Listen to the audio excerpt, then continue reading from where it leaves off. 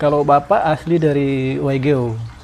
Bapak Waigeo, Mama Waigeo Selatan. Kalau mama asli dari Batanta sendiri. dari Batanta sendiri. Oke. Berarti kan istilahnya kok orang Batanta gitu Iya. ya, karena lahir besar Lahir di besar Yenanas, lahir Batanta. besar di Nas. Halo guys, welcome back to my YouTube channel, dan di segmen kali ini adalah segmen yang spesial sekali buat saya dan mungkin juga buat kalian semua, karena bintang tamu yang saya undang kali ini adalah bintang tamu yang buat saya menginspirasi anak-anak muda dari Raja Ampat, khususnya Pulau Batanta. Tentu saja di segmen kali ini saya akan berbicara mengenai dunia pendidikan, dan sangat sinkron sekali untuk bintang tamu saya kali ini karena kita akan bicara tentang pendidikan dia. Sekarang lagi menempuh S2 di Yogyakarta dan di salah satu universitas yang bergengsi juga. So, tidak usah berlama-lama lagi, bintang tamu saya yang satu ini langsung aja kita panggil. Ini dia, Bapak Sember Mambraku. Luar biasa. Silakan Bapak Sember Mambraku. Siap. Apa kabar Bapak De Sember?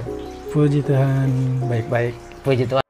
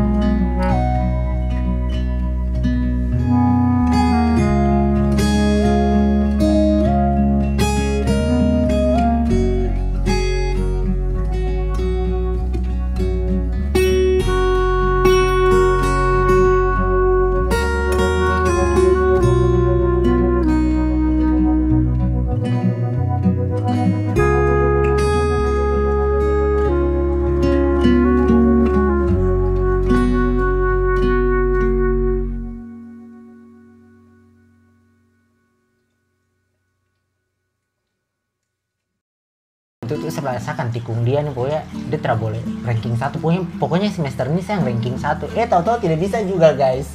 Jadi dia tetap ranking 1, jadi dia memegang mahkota ranking 1 tuh dari kelas 1, kelas 2 sampai kelas 3, dan itu luar biasa buat Sember, keren. Nah, Sember nih sendiri kok asli mana? Mama? Saya kalau bapak asli dari Waigeo. Bapak Waigeo, Mama? Waigeo Selatan. Kalau mama asli dari Batanta sendiri. Dari Batanta sendiri. Oke.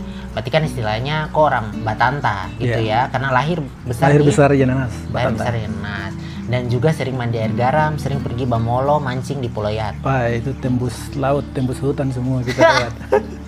Sering pergi kejar babi hutan di kampung-kampung di belakang itu, cari kayu bakar. Dibakar ya, Ya. pasti itu. Jadi sebenarnya kalau kita bicara hal ini tuh hal yang dekat dengan orang yang nonton, terlebih khusus generasi muda yang mungkin nonton di Pulau Batanta ya. Kita dulu waktu SMP juga sering guru suruh cari kayu bakar, ya toh Sem. Iya. Kalau Betul. tidak ambil berarti sudah siap dapat hukuman. Dapat hukuman. Terus kita juga cari ikan di laut, pergi mancing, pergi bamolo gitu-gitu kan. Waktu kita di kampung. Betul. Dan kita semua punya mimpi yang sama, maksudnya Sam punya mimpi yang sama untuk besok kita bisa jadi orang sukses, dan tidak cuma jadi orang yang ada di kampung saja, tapi harus keluar dan pulang bawa hasil gitu ya. Dan itu yang luar biasa. Nah, setelah SMA dari Kota Sorong tadi kan, SMP, terus habis itu SMA di Kota Sorong, terus habis itu dari SMA Kota Sorong kuliah Di mana? Langsung kuliah ke Universitas Negeri Papua di Manokwari, Unipa. Fakultas Kehutanan. Iya, Unipa. Ambil jurusan Fakultas Kehutanan. Oke. Ambil kehutanan. Nah, menarik nih. Kenapa pilih jurusan Fakultas Kehutanan? Saya pada awalnya itu ada 2 jurusan yang saya ambil, yaitu yang pertama itu perikanan atau kelautan itu, sama yang kedua ini kehutanan. Oke. Karena memang bertolak dari latar belakang punya alam pada saat memang anak-anak pulau. Tadi yang kita bilang tadi mandi di Yang dia- pantai, pergi cari-cari Iya benar. apa hewan di hutan gitu ya. Jadi kayak ada Jadi sudah menyatu sehingga keren ini kalau masuk fakultas kehutanan. Jadi saya lebih ya ketika tembus di kehutanan, saya lebih senang juga. Oke, karena Dari itu situ. panggilan jiwa ya, dekat maksudnya dengan kau punya kehidupan sehari-hari karena kita besar dengan alam gitu ya. Benar. Luar biasa. Nah, menarik. Itu waktu pertama kali kau di Unipa itu kau tes itu ikut jalur apa? Maksud tes pertama kali untuk mahasiswa S1 pada saat itu. Kan itu waktu itu ada jalur yang SBMPTN sama jalur sesama, kemudian nanti jalur lokal itu harus mendaftar sendiri ke Manokwari. Jadi waktu saya itu masuk di jalur yang tes sesama karena kebetulan waktu itu dari pihak kampus mereka sudah sebarkan itu formulir itu, bahkan yang dari jauh dari Jawa, dari universitas-universitas yang ada di daerah Jawa dan Timur, Uncen sama Unipa, mereka kan ngasih formulir nih ke sekolah-sekolah. Nah pada saat itu saya tertarik nih ambil yang Unipa karena mungkin ya saya awalnya mau ingin keluar, kemudian universitas yang saya rasa cocok itu di Unipa ya saya Oke. ambil. Dan di kau Unipa. ambil jalur sesama itu ya. Jalur sesama. Oke, lanjut. Setelah dari Unipa S1 lulus di bidang kehutanan. Terus habis itu kerja.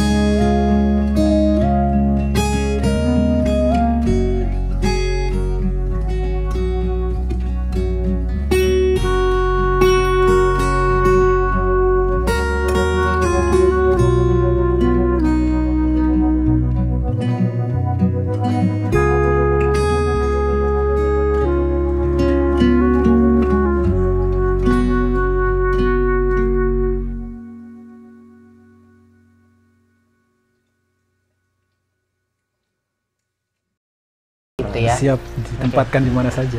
Luar biasa. Dan yang menarik adalah sudah jadi PNS gitu di Kementerian Kehutanan. Sember nih ternyata belum puas dan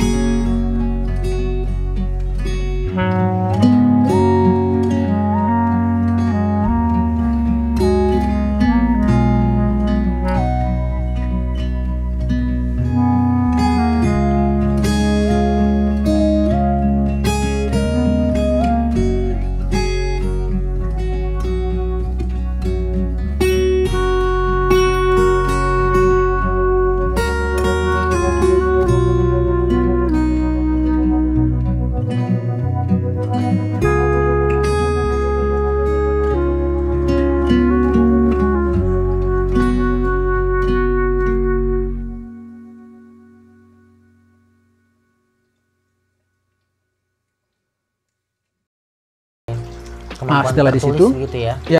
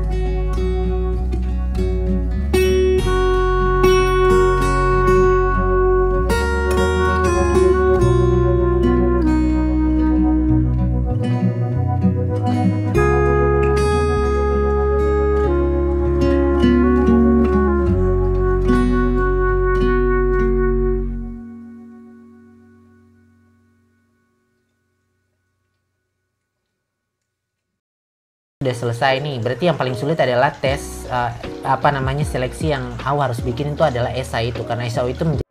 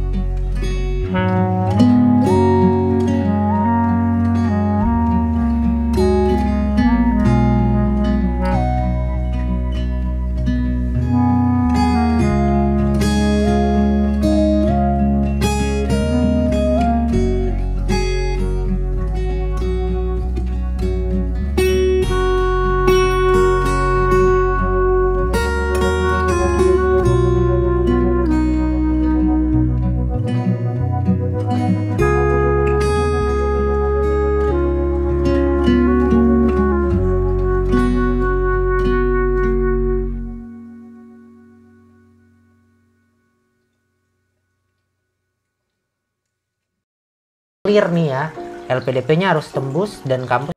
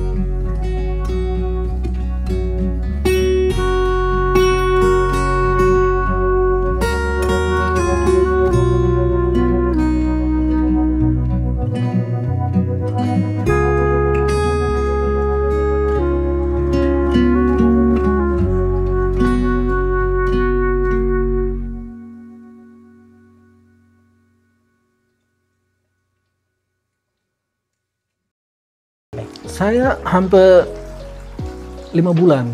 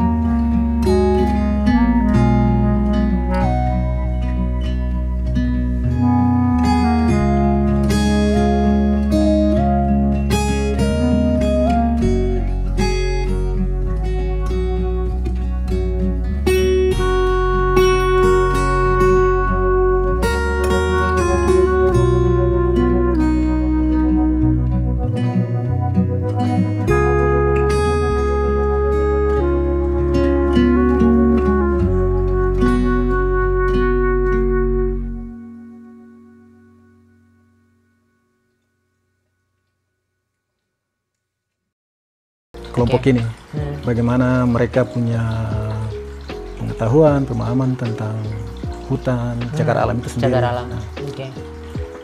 mungkin lebih ke situ. Penelitiannya di desa mana? Penelitiannya di desa Wailebet. Wis, sub desa, sub kampung.